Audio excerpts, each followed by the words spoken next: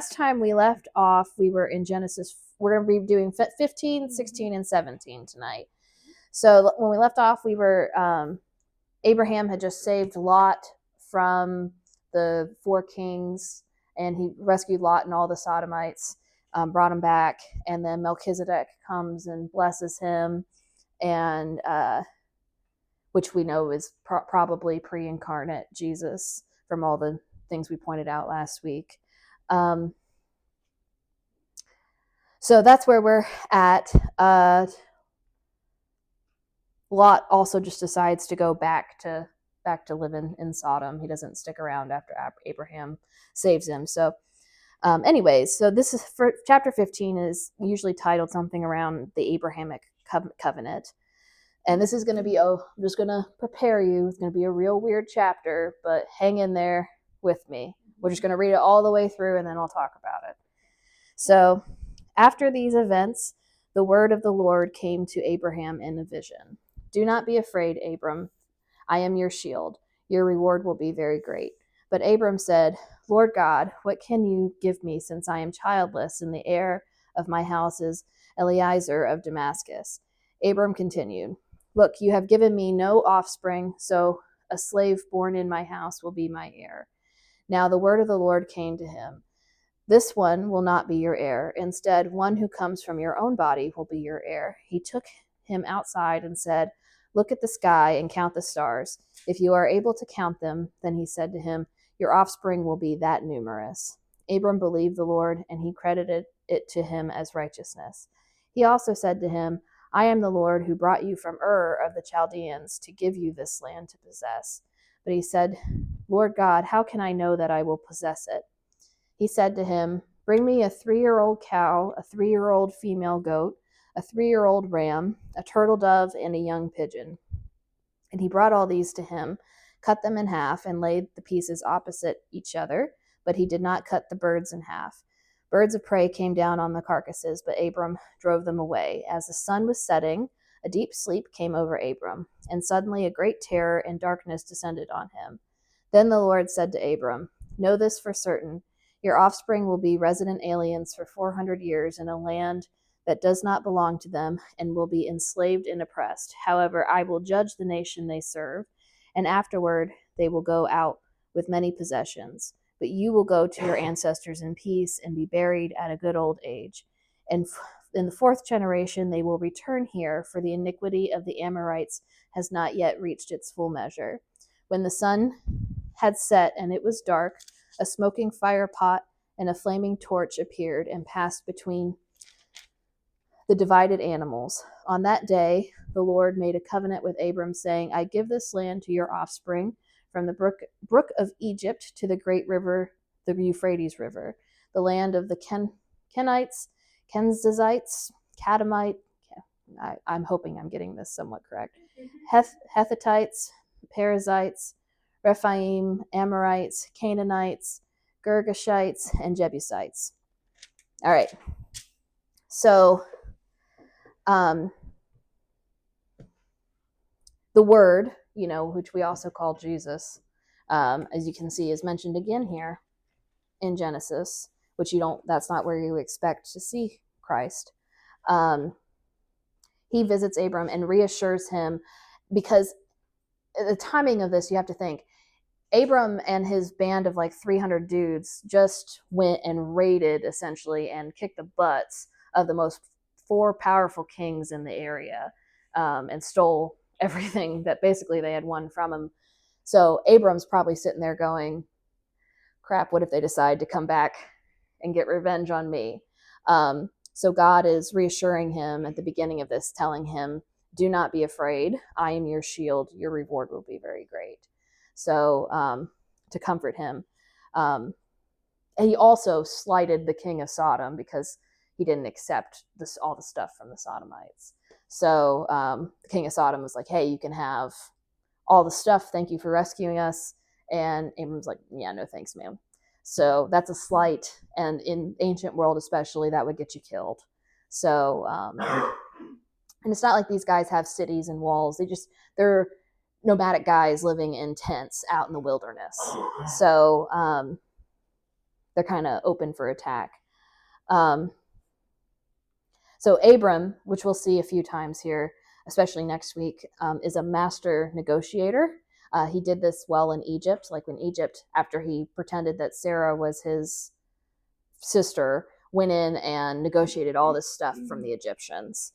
He negotiates with God too, and he does more so with the Sodomites. But he's also reminding God of his promise. Eliezer is his chief servant. So because Abram doesn't have any descendants, he's like, well, you kind of told me you were kind of take me out here and make me a nation and give me this land, and I'm still sitting here. And like, when's it going to happen?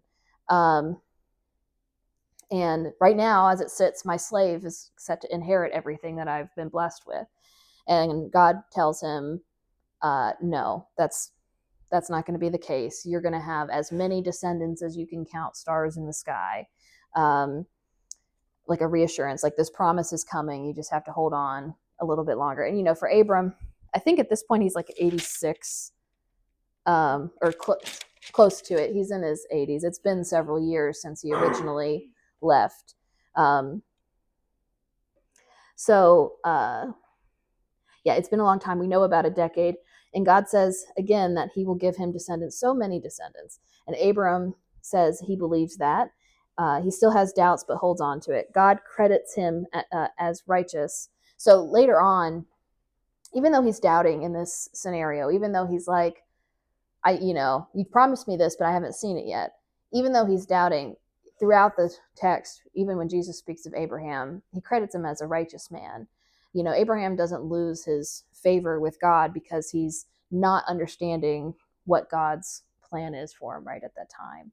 And sometimes I think people think you can't question God, or, if you doubt, then somehow you're not doing the right thing. I don't think that's true at all. And it's kind of shown over and over again, especially in the fathers of the faith. Like, it's okay. You can ask God, like, is this what's supposed to be happening? The word says this should be happening to me. Why am I dealing with this other? He can handle it. But we also have to understand that our timeline is not God's timeline, so so even Thomas, this disciple that walked with Jesus and saw him risen, had to touch Jesus's nail wounds in his hands to believe that it was Jesus standing in front of him again. That's why they call him Doubting Thomas. And it's not like Jesus says, oh, you don't believe, to hell with you, like, yeah. And he's like, how blessed are you that you believe, but how much more blessed are those who believe without seeing. And so righteousness is just right standing with God. So when it comes to the land, Abraham still has doubts. Basically, he's saying, how can I trust you're going to come through on that? This is, I went back and counted, this is the third time the Lord tells Abram about the land. So he's come to him 3 times before this and said, I'm going to give you this land and these descendants. And he says, I got to go back and see what that means. He says, I called you out. Anyways, I'm not sure.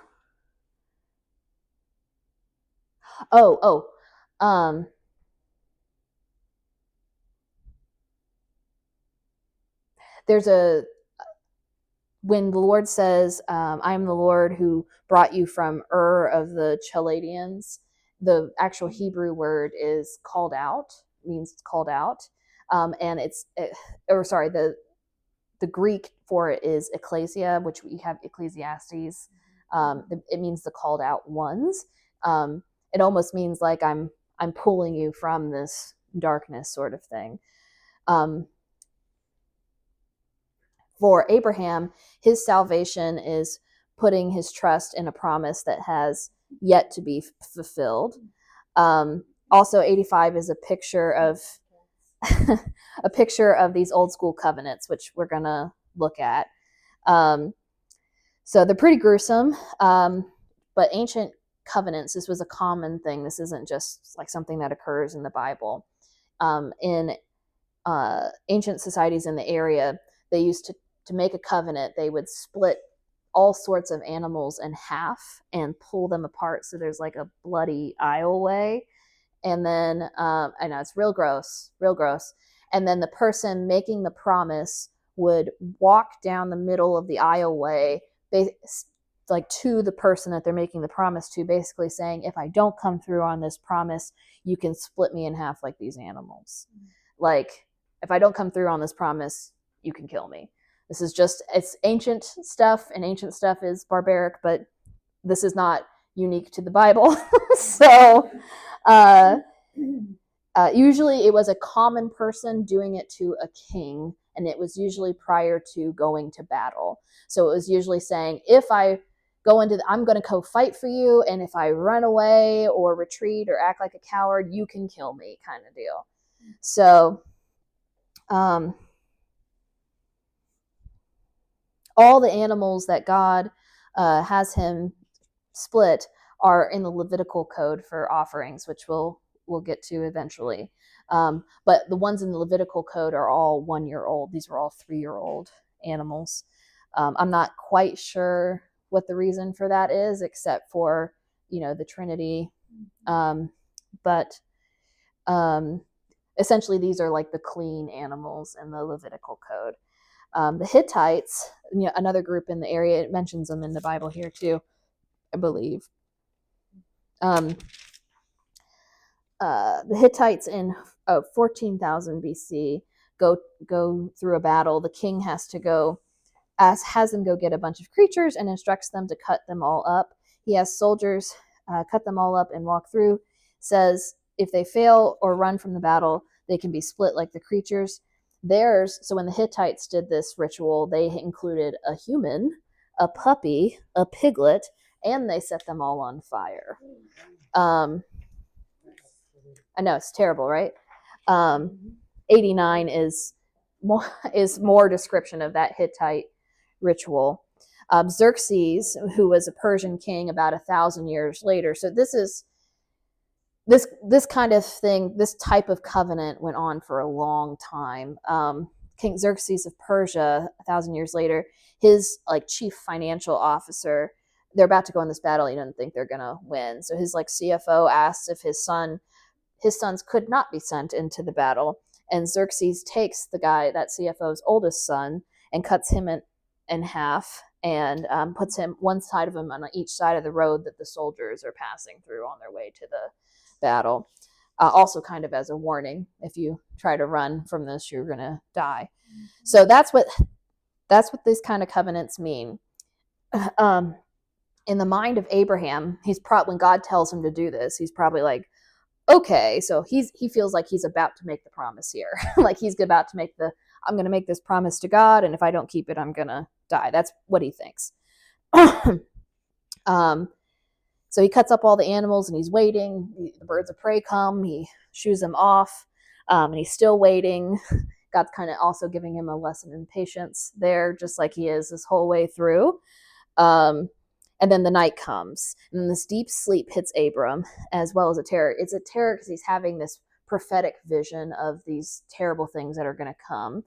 And it's a prophecy for the slavery that's going to happen in Egypt that we're going to read about in Exodus. So it is 400 years later that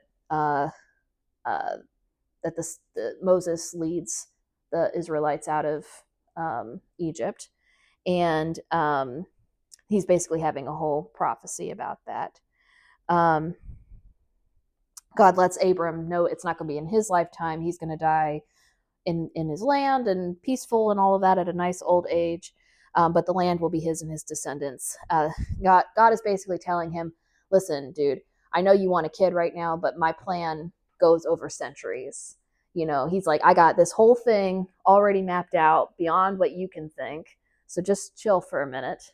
Understand I've got it. So he also let Abram know that when it's time for his descendants to go into the land, the Amorites will be ripe for judgment, and it will be just for Israel to defeat them. So the land that God is promising them is already occupied by people. And he's basically saying, like, right now they haven't done enough for me to try to judge them out of the land, just kick them out. But yeah, I know they're going to. So by the time that your descendants are ready to go into the land, they will be kind of ripe for that judgment with their behavior. And so the smoking fire pot, flaming torch. So if you know the Exodus story at all about them passing through the Red Sea, it alternates between the day and night. During the nighttime, it's a flaming pillar that leads them out through the Red Sea, and at night it becomes like a tower of smoke almost that's going in front of them. So that's what this smoking fire pot and the flaming torch are representing in this dream that he has. Also, Canaanites and others in the area saw the Red Sea as the carcass of a defeated god. So they thought that the Red Sea was like the kind of melted carcass of this god that died in an ancient battle. So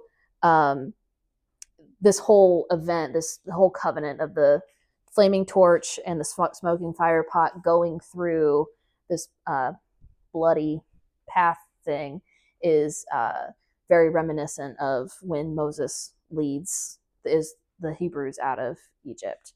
The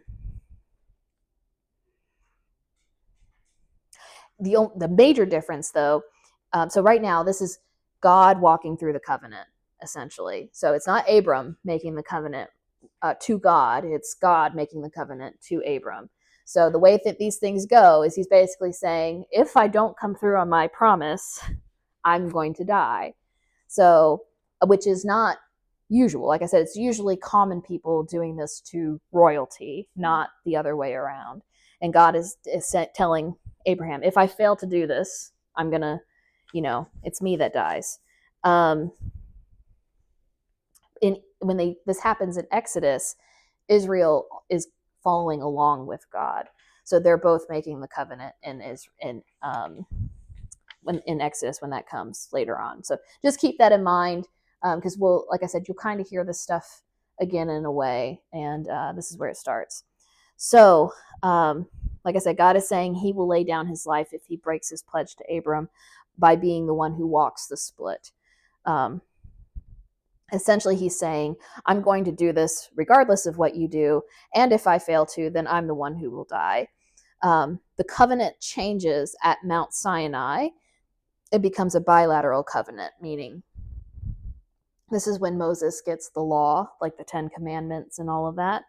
But it becomes both God and Israel are making promises for this land. And God says, here's the law. You've got to obey to be blessed. You've got to have righteousness or you die. And they for sure blow it many, many, many times. That's what the whole Old Testament is about, is them blowing it over and over and over again. I mean, with also heroic stories and wonderful things like that in between. But the bar for holiness is so high that man cannot even really conceive of it. So we need salvation from something that is greater than us, and that's why Jesus comes along. So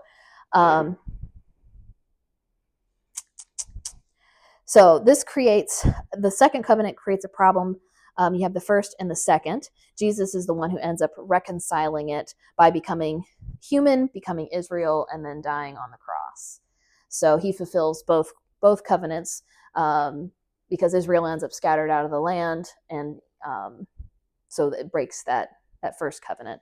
And Israel also breaks the covenant, so Jesus is fulfilling their end of the deal also. Moses and Jesus have a lot of parallels. Both are born in a time when the king is killing infants. Moses has a period outside of Egypt. Jesus has a period where he's taken down to Egypt. Both have sermons on a mount. You have 12 tribes, 12 apostles, the Red Sea, and then you have the Jordan. Moses does a 40-day fast twice, I think. And then Israel's tempted. Jesus does a 40-day fast while he goes through the temptation with Satan. So Jesus fulfills the first and the second covenant. Galatians later on in the New Testament says those of faith are the sons of Abraham. So because these covenants have been fulfilled through Jesus, this is why we're not under the Levitical law, which we'll get to later. But you become a son of Abraham. You become like God's chosen people when you accept Christ, because you're under the new covenant that's with Christ. Anything? Like I said, I knew it was a weird kind of chapter, but any questions on that before I plow on? I like the next one better. Okay, so now we've got Sarah and Hagar. So God's just given Abram this vision. He's given him this covenant, like, hey, I told you I was going to do this. I'm going to do it. Abram's wife, Sarai, had not borne any children for him, but she owned an Egyptian slave named Hagar. Sarai said to Abram, since the Lord has prevented me from bearing children, go to my slave. Perhaps through her I can build a family. And Abram agreed to what Sarai said. So Abram's wife, Sarai, took Hagar, her Egyptian slave, and gave her to her husband Abram. As a wife for him, this happened after Abram had lived in the land of Canaan 10 years. He slept with Hagar. So this is 10 years, I think after this original promise. So more time he's had to wait. He slept with Hagar, and she became pregnant. When she saw that she was pregnant, her mistress became contemptible to her. Then Sarai said to Abram, you are responsible for my suffering. I put my slave in your arms, and when she saw that she was pregnant, I became contemptible to her. May the Lord judge between me and you. Abram replied to Sarai, here, your slave is in your power. Do what you want with her. Then Sarai mistreated her so much that she ran away from her. The angel of the Lord found her, meaning Hagar, by a spring in the wilderness, the spring on the way to Shur. He said, Hagar, slave of Sarai, where have you come from and where are you going? She replied, I'm running away from my mistress Sarai.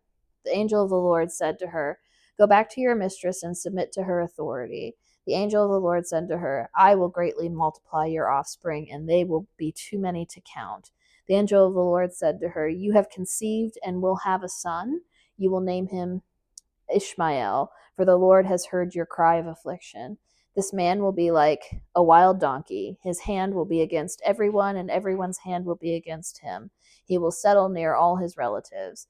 So she named the Lord who spoke to her, you are Elroy, mine says Elroy, for she said, in this place have I actually seen the one who sees me? That is why the well is called Beer Lahai Roi. It is between Kadesh and Bered. So Hagar gave birth to Abram's son, and Abram named his son, whom Hagar bore, Ishmael. Abraham was 86 years old when Hagar bore Ishmael to him. So this is another chapter where they decide, okay, we're worried that God's not handling this situation. So we're going to go ahead and handle it ourselves. And it obviously doesn't end up very good. Sometimes if you're just reading that, not reading it from the perspective you're supposed to, which is from this Hebrew kind of lesson teaching perspective, you might read that and think that the Bible is condoning what just happened there. It's not. It's in fact kind of telling you the opposite because it ends up such a mess. So let me get into this. So Sarah, she's followed Abram out of her hometown where she lived her entire life until she was 65 on this promise that they're going to have a child. He said that she was his sister in Egypt. God had to save her from that. He goes off to war, risking everything. So she still hasn't heard from the Lord herself. She's still relying on what Abram's telling her about what God has promised him. So at this point, she starts to think, well, maybe God has just decided not to bless me with a kid. Maybe that's the problem. Maybe that's the hold up here. I'm the problem. So here I have this servant woman that they got from Egypt, like from when Abram made that other mistake of self-will. She's like, go ahead and take Hagar, and probably she can give you a kid. Now, I really feel for Hagar throughout this entire chapter. What a terrible, terrible position to be in. First of all, it's not like she has a choice in this matter. She can't really decline it. Abraham, I'm guessing she's a younger woman because Sarah wouldn't, if they were trying to have a baby, she's not going to give him a slave that's her same age, because she's now probably in her 80s or 70s. So, she doesn't have a choice, but then she finds out she's pregnant. But in this custom, if she has a baby, the baby actually belongs to Sarah. And so that's the whole reason for this whole thing. But Abram also marries Hagar. So there's kind of like a gray area of whose child would it be. And Sarah realizes she's lost some of her position as the wife now that there's another wife there. So let me make sure I'm not skipping anything. Yeah, so she starts to doubt the promises about her. She says specifically that God has prevented her from having children. She says the Lord Yahweh. So in the Hebrew, when you're reading this, you either will see Elohim or Yahweh. Yahweh is the name that God calls himself during the previous chapter in the covenant. Elohim is what they refer to him outside of that. So she's referring to Yahweh from the covenant, same God, but she's basically saying, maybe I'm not the promise, not the one for the promise, that when you talk to Yahweh. So she tries to take matters into her own hands. Lots of scheming. What I heard someone say, we can know God's name and still doubt his nature. So she knows the name of the Lord, the name that God called himself, but she still doubts what's going to happen, that the promise is for her. In this situation, kind of like with Adam and Eve, you have Abram just sitting back and being like, okay. Like he never says, no, Sarah, like this promise is for both of us. Like God didn't say anything about Hagar or anything like that. There's no reassurance from Abram. He just is like, okay. And the same thing kind of happens in the Garden of Eden. It's Eve is like, I'm going to touch this thing. I didn't die. And then she eats it. And Adam is there with her. And he's just like, okay. Like he's heard from the Lord directly himself and never steps in and says, no, we need to follow God. So Abram's failure to lead in this situation also causes this kind of mess. But it's no worries, because God's going to come in and fix it shortly by the end of the chapter.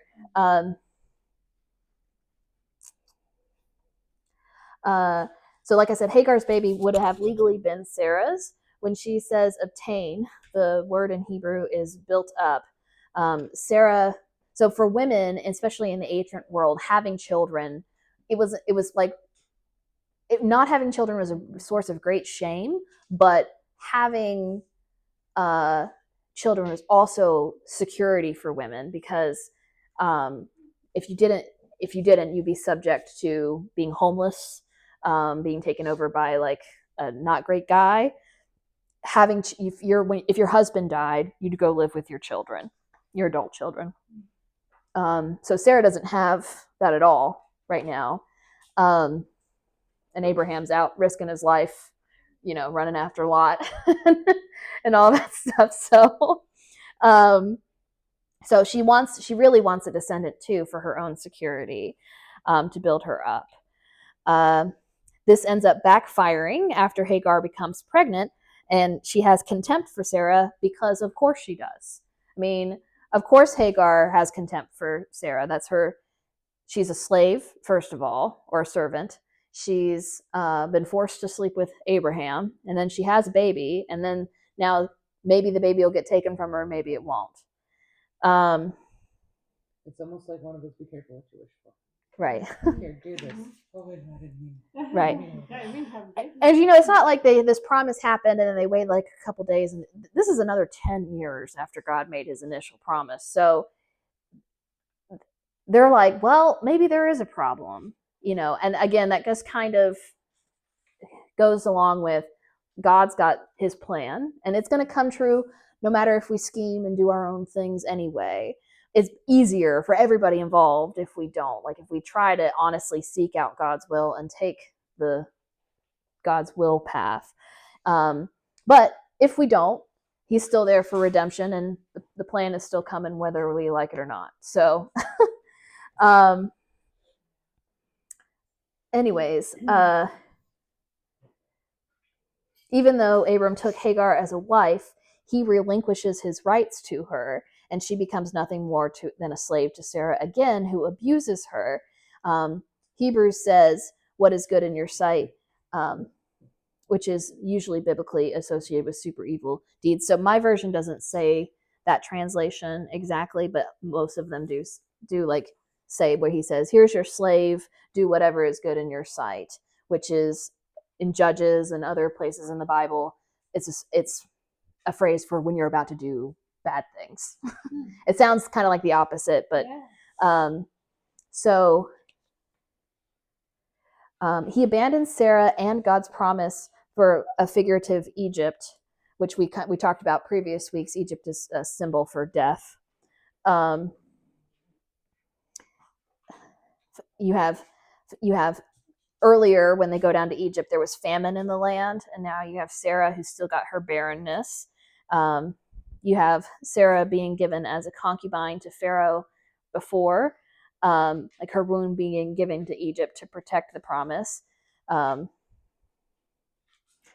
you have Sarah giving Abraham an Egyptian woman, you know, her womb. There's no trust in the Lord fulfilling his promise, and then no trust in the Lord fulfilling his promise. God corrects Abraham's mistake and plagues the enemy, rescues Sarah and plunders the enemy, which blesses Abraham greatly.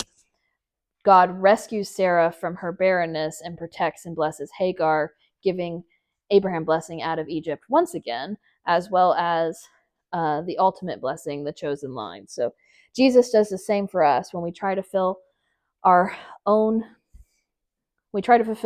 security and needs without relying on the promises of God. We can end up in a mess in Egypt and flirting with the enemy. It's the human condition. God came through on his promise to vanquish the enemy, and our blessing and salvation is in the work of Jesus. Much like Sarah and Abram, no matter how they meddle, he stays faithful to his plan and promises, and even can make good come out of our mistakes. This is revealing God's unconditionally forgiving and steadfast nature, that he is ultimately in control. So one of the main reasons that we should read the Bible is not, we'll see things in here that we can learn from and we should apply to our lives, but it's mainly to reveal God's character. That's who you have to read into every passage. Everything that you're reading in here is you got to try to look for where is God's character in this. So for me, the story plays into God's unconditionally forgiving, because here they just did this thing. They basically very similar to this. They just did this, and God still comes to Hagar, fixes the situation. So also to note, I'll say this again because it's going to happen again. Every time polygamy is tried in the Bible, it blows up. Ur's laws allowed this like this relationship where you can have your servant give birth for you, as we also see it in the Code of Hammurabi. So this practice that Sarah and Hagar just did is not uncommon. She learned it somewhere. She didn't just make it up, but it was not in God's plan. So in Galatians 4, the Apostle Paul, he starts to say that Hagar is a representative of the law, that is given to Moses on Mount Sinai, and she represents like our works or like the flesh, and Sarah is representative of grace and freedom. So, meaning, and we'll get, Sarah acted pretty terribly in this chapter, but she's redeemed. Okay, so she basically, Hagar kind of represents us trying to make things happen, that aren't meant for us, and Sarah is just God's grace and God's plan.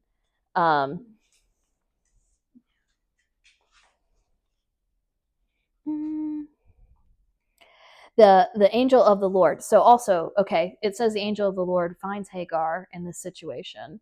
And every time the angel of the Lord is mentioned, you should also just associate that is pre-incarnate Jesus. He speaks with the same authority of God in the Old Testament. So now let's talk about Hagar for a minute. So she is stepping out into the wilderness in the ancient world, and she's pregnant. This is terrifying. Like, she's by herself,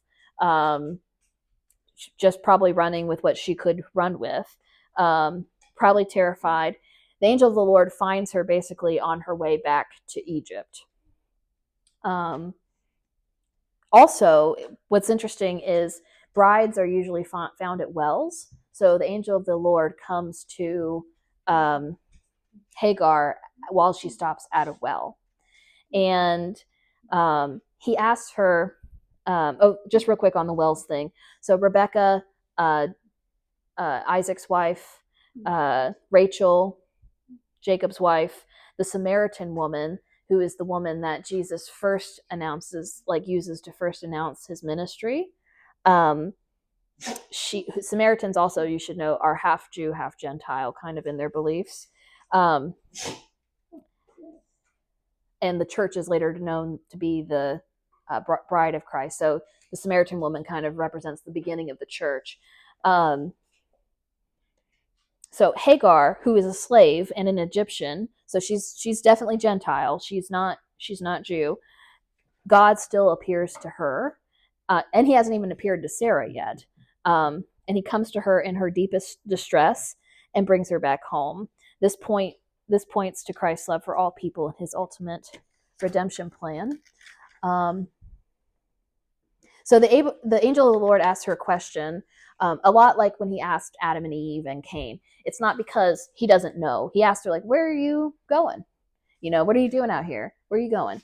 It's not because he doesn't know. He already knows. But when he asks that question, it's kind of like when a therapist asks you, well, how do you feel about that? Or where are you at with that? He's asking it in a deeper sense. Like, where are you? Like, where are you emotionally? It's also the way that Jesus teaches us to get a better understanding of ourselves. So she's coming from the safety and security and this family that's the Lord's house, and going back to Egypt. She also only says where she's coming from. She doesn't really say where she's going, but it's pretty obvious by the direction that she's heading. The angel of the Lord tells her to go back and submit, and gives her a promise for her son. It does seem crazy that he would call her back into suffering, but our God suffers too. So just a note on this. I said something at the meeting this week, but not everybody was there. But I think there's a lot of the times there's a big question on if God is so good, why does God allow suffering to happen in the world? Couldn't God just stop X, Y, and Z? And the answer is yes, he absolutely could. And the real honest answer for all of it is, like, if anybody's particular suffering, the honest answer is, I don't know. I don't know why God. But what I do know, what I can presuppose about God, is that he is good, because of all the evidence of his goodness, both in my life, but Jesus also says that's the truth. When they try to call Jesus good, he says, why do you call me good? There is no one good but God alone. And So anytime you see God doing something, you have to at least give him the benefit of the doubt that there's good somewhere coming ultimately from it. We also have to understand, and God makes this point to Job, that we can't understand every single interconnection that he is managing on a constant basis. Every thing that holds this universe together, every timeline, every possible outcome, God is working for our highest and best good. And sometimes, even though we don't like it, sometimes suffering is for our better good.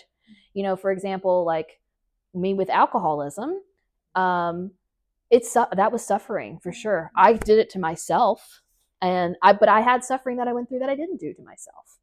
And I could sit there and go, well, obviously God doesn't love me because he didn't save me from that. But I think that's totally the wrong way to look at God. I can't look at God from the lens of my own personal experience. First of all, maybe there was another timeline where I suffered worse or didn't even make it this far. Maybe, you know. But from all of that, I wouldn't even, like right now, I wouldn't change any of it, because you can take that hell, that suffering that you've been through, and you can pull other people from the fire. You can relate to people a lot better when you say, that pain that you're in, I've been in it too. What I like about our God is that he is not a hypocrite. Our God Jesus was the only person who was sinless. He was truly the only one who did not deserve what he got. But he came down and took the whole punishment. He took the brunt of it and suffered greatly for it. And he definitely, like I said, the only one of us that's truly, truly undeserving. So while I might be going through suffering, I have to also remember my God suffered too, and for the ultimate plan. So the pain and the suffering, like even like stress and stuff, anything that's negative, that's not of peace to us, is not caused from God. It's caused from the devil, from right? The evil. God is the one who's there to help us through everything. Yep, absolutely. Yeah, the suffering comes because we are in a fallen state. This is a corrupted world, you know, and God didn't make the world that way. God made the world initially for us to live forever in this wonderful paradise, this Edenic paradise, and spread it to all ends of the earth forever with no death. And then we broke the one rule, and it corrupted that. So God is also not a liar. So it's not like God can say, if you do this, you will die, and then say, well, okay, I take it back. God can't. He's truth. He's not a liar. So this happened, and there's consequences to it. But God is still the one who comes and has a plan for the redemption, so we can get back there. And he watches us destroy everything, and he's like, "All right, I'll you back down." Right. Again. And I mentioned this before too, but you know, like I said, the answer as to why, we won't know. We won't know until we're dead or gone and with him, you know. Not for sure. But I like to think too that when you have like a tight relationship with somebody, it usually is not a relationship where everything has been good all the time. It's like you've been through ups and downs and everything like that. And there's so many parts about God's character that we get to understand a lot fuller because of this, going through this whole fallen situation, that when we get to this eventual eternity, we're going to have a much better relationship with God than never knowing the lengths and depths of his compassion for us and his love for us. So anyways, I got a little preachy there. Oh yeah, go ahead. Yep. Oh, No, you're it's getting dark outside. It's getting dark early now. But yeah, so that's the best sense that I can make of it. And like Brittany said, it is now you're tall enough to get those, so you better turn them back on. Like Brittany said, when the suffering happens, and also one of the things that happens too, like, you know, you have like children in Africa and all of that suffering with things, when you're like, what did that child do? What could they? It's not that they deserve any of it. They don't. Like, they don't deserve any of it. But decisions have consequences, and sometimes decisions of parents over generations and generations and generations lead to certain consequences. But God can still make wonderful things happen out of terrible things. You know, he can take an illness and, or, you know, cure blindness and, you know, bring a lot more people who are suffering with other things out of the fire into him, you know, through those miracles. So, anyways, okay, I'm off the pulpit. Hoping happens with my story. Huh. That's what I'm hoping happens with my story. There we go. I'm off the pulpit. I'm sorry. But okay, so poor Hagar. So with that said, the angel of the Lord tells her, after she's just been through what's probably terrible abuse, because for her to get, it's so bad that she leaves and goes into the wilderness as pregnant and alone in the ancient world, as she's scared. He tells her to go back and submit, which seems like, ugh, why? But like I said, our God is a serving God. He's not a hypocrite. He comes and he submits to the Father as well. But Jesus also does her a solid here. He tells her, you're going to call your son Ishmael, which means God will hear. That is the definition of Ishmael. And so think about this. She's going to go back to Abraham and Sarah, and Sarah yet still has not, like I said, heard from God himself. Now Hagar has. And Hagar is going to say, yes, I spoke to the Lord. He convinced me to come back, and he told me to name my son God will hear. Like, God is listening, watching what's happening here. He hears my distress. So it's kind of telling Sarah especially to knock it off. You're on your best behavior. Right. And Hagar doesn't really have problems with Sarah as far as we know after this. So I also, disclaimer there, this general section, God is not telling us to go back into abusive situations. That is not the message here. This is specific to Hagar because God is controlling this whole thing. He's trying to clean up this mess that Abram and Sarai made for themselves. He also says that Ishmael will be like a wild donkey of a man. So there is such a thing as a wild donkey, and they are very powerful creatures. I mean, they run off all sorts of predators. They are extremely territorial, very stubborn. And in fact, where they live kind of in the desert, they will die before they will leave. Like, they will stand, like if it's a drought, before they leave their area to go find water, they will die there frothing at the mouth. Very stubborn. So, what we know of Ishmael and his descendants, they end up being, Muhammad, for example, that is a prophet for Islam, is one of Ishmael's descendants. This whole conflict we have constantly in the Middle East over land, this kind of makes sense, you know. So not weighing in on who's right or wrong on that, but no one's right is actually the answer. But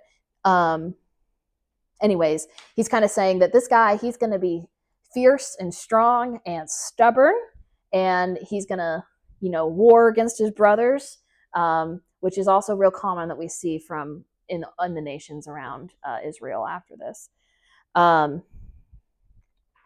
She responds with praise. So she hears all this. See, this is how you know Hagar is taking this correctly, because she praises the God. She calls him El Roi, which means God of seeing. She sees God as a Gentile and on par with Abram himself. And then I just kind of put this little picture on there of Abram's descendants. So you've got Abram, Sarah. Abram and Sarah have Isaac that make the Jewish people. You get Judaism, and then you also get Jesus and Christianity. And then Abram and Hagar have Ishmael, and then you have the 12 sons, which form Arab nations, and then which eventually lead to Muhammad 600 years after Jesus, which leads to Islam. So while Hagar and Sarah didn't necessarily have feuds afterwards, their descendants have forever. Oh yeah. Yep, absolutely. Horrific feuds. Forever, Yes, forever. as we know. So it also says Abram's 86 at this time. So Genesis 17 starts out. I'll pick up there. This is a real fun chapter. When Abram was 99 years old, the Lord appeared to him, saying, I am God Almighty. Live in my presence and be blameless. I will set up my covenant between me and you, and I will multiply you greatly. Then Abram fell face down, and God spoke with him. As for me, here is my covenant with you. You will become the father of many nations. Your name will no longer be Abram, your name will be Abraham, for I will make you the father of many nations. I will make you extremely fruitful, and I will make nations and kings come from you. I will confirm my covenant that is between me and you and your future offspring throughout their generations. It's a permanent covenant to be your God and the God of your offspring after you. And to you and your future offspring, I will give the land where you are residing, all the land of Canaan, as permanent possession, and I will be their God. God also said to Abram, As for you, you and your offspring after you throughout their generations are to keep my covenant. This is my covenant between me and you and your offspring after you, which you are to keep. Every one of your males must be circumcised. You must circumcise the flesh of your foreskin to serve as a sign of the covenant between me and you. Throughout your generations, every male among you is to be circumcised at 8 days old.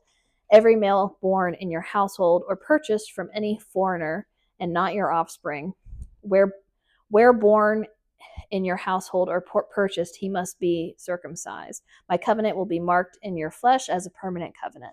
If any male is not circumcised in the flesh of his foreskin, that man will be cut off from his people, as he has broken my covenant.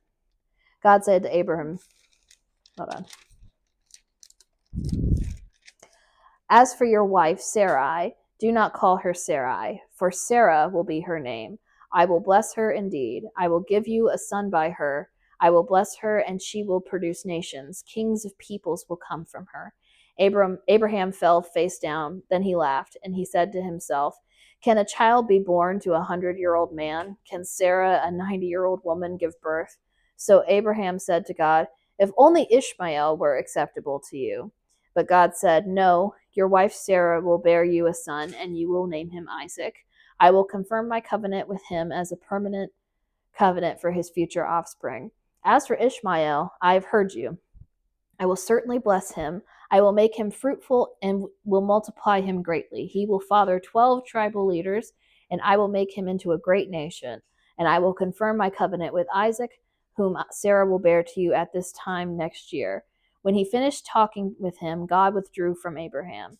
So Abraham took his son Ishmael and those born in his household or purchased, every male among the members of Abraham's household, and he circumcised the flesh of their foreskin on that very day, just as God had said to him. Abraham was 99 years old when the flesh of his foreskin was circumcised, and his son Ishmael was 13 years old.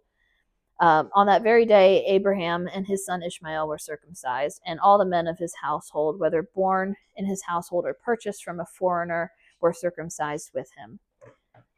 Yeah, ouch. Okay, so this is another fun chapter to discuss. So now Abram is 99. Just to recap, he came out of Haran initially at 75. So when God first made him this promise that you're going to be a great nation, I'm going to give you this land, he was 75 years old. He's now 99. It's about 25 years later. Sarai still has no child, but they have Ishmael. Blameless. Some of the translations say that he was blameless. It does not mean sinless. When you see blameless, and like the same description was used to describe Noah, it just means that they're following God and not negatively impacting the people around them. This is also the fourth time God is promising Abraham. You have the animals splitting covenant. That's like a contract for the land and a prophecy of the coming slavery. This circumcision covenant is the covenant of becoming a great nation and the land. Both agreements come with the shedding of blood for atonement. In ancient Egypt, so when Abraham's hearing this, so now they've been with Egypt, they've seen the Egyptian culture, but in ancient Egypt, the only ones circumcised were royalty and priests. So when Abraham hears this, it's like God saying, the sign of my covenant to you is to make you all like royalty and like the priests. Israel's whole purpose, especially after they get rescued from Egypt and are given the law, is to become priests to the world. Obviously, they fail at this, and that's what Jesus is for. But that was the purpose. Then I found this really nice picture of Egyptian circumcision. Thanks. You're welcome. It's this one right here. It's like I gotta say that. But if you, Ow. if you look, don't look too hard at it. But if you look at it, the guys with the lighter skin are like the Egyptians, and they're the royalty with the markings and everything like that on their face. So they're the ones being circumcised, and that was the tradition. So to Abram, I mean, it might not seem like a pleasant thing, but it's like God saying, I'm going to make you kind of like royalty. So it also serves as a reminder. So now Abraham has just done something pretty sexually immoral in that he got with Hagar to have this children on his own. So it also serves as a reminder not to act sexually immorally. He's God's person, and that he has a covenant with God. So anytime that he thinks about doing something that is sexually immoral, he gets to get reminded of the covenant that he has with God. And that goes for all the future generations of Israel. So the New Testament talks about circumcision of the heart. So there's a big argument after Jesus dies and rises on whether or not the Gentiles have to circumcise themselves, because they were not up for that. And the Jews that were, largely the new Christians were like, yes, of course you have to circumcise yourself. And Paul explains, as well as I think some others, that the Mosaic covenant has been fulfilled through Jesus Christ. So the Gentiles do not have to circumcise themselves that way, but their hearts should be circumcised, meaning God talks about how this world hardens our heart. We get desensitized to the stuff around us through sin, through all sorts of things like that. And when we come to real faith in Jesus, it's not just believing the right things, it's feeling it here. It's being sensitive to the world around you, like feeling bad when you do a bad thing. There's some people who get so sociopathic they can just do bad things over and over again. It doesn't even impact them. They go to sleep just fine. This circumcision of your heart is supposed to be like, if you do something that you shouldn't be doing, you feel convicted about it and don't want to continue doing that. So finally, also, we get a promise for Sarah specifically. So after this whole mess, God clarifies, hey, I do actually mean Sarah. Didn't think I had to clarify that point, but I didn't mean Hagar. And Abraham laughs. He laughs at God, basically saying, you're saying a 90-year-old woman is going to have a child, 100-year-old man and a 90-year-old woman is going to have a child. And he does this while he's bowing down. Some people say he might be mocking God in this situation. Others are saying, are you serious? Is this really going to happen? And other people say he's laughing kind of like in wonder, like these two really old people are going to have a child. You interpret it how you want. And God says, after Abraham laughs like this, God says, your child is going to be named Isaac, which means laughter. So, joke's on you, Abraham. So Abraham is initially laughing almost in a mocking disbelief kind of way, but when Isaac comes, it will be in joy and celebration. And he will serve as a reminder that God can and does do the impossible. And God finally puts a timetable on when this is going to happen. He tells them within a year, you're going to have a son. So some say, yeah, like I already said that already. He also reaffirms the promise he made to Hagar about Ishmael. So he tells Abram, I'm also going. Abraham's like, well, why is Ishmael not enough? Can't he just be the one? And God says, nope, that wasn't in the plan. I already have a person planned for you. But I'm still going to bless Ishmael. You know, he'll have 12 sons. He'll be the father of many nations. But my blessing, this covenant promise that I made with you, is for Isaac. And God says he will bless the covenant through Isaac, which is very important because that's how we eventually get Christ. Abraham wastes no time in circumcising all the men that are around him. It says he immediately goes and does it. That also takes some faith and trust, because it would open up their little tent community to attack. And so that doing that right away took a leap of faith on Abraham's part. An interesting thing, he says later on that, you know, whenever there's a male child born on the 8th day, that's when they're supposed to be circumcised. What's really interesting about the human body is that on the 8th day of living, that's when our vitamin K levels are at their highest from the time that we're born, and vitamin K allows for blood clotting. So it can be dangerous prior to, like for bleeding purposes, to circumcise prior to day 8, but we naturally clot at day 8. So, and I just thought that was kind of cool. So prior to us, now we give injections of vitamin K, you know, earlier, but or wait, but you know, it's just kind of neat that God says you're going to circumcise these boys at 8 days, but that's when it's the best for them to do it. So anyways, I waited. yeah. Anyways, okay, that's what I got. I know, sorry, 2 kind of brutal chapters and 1 messy one, but such is life. Always interesting.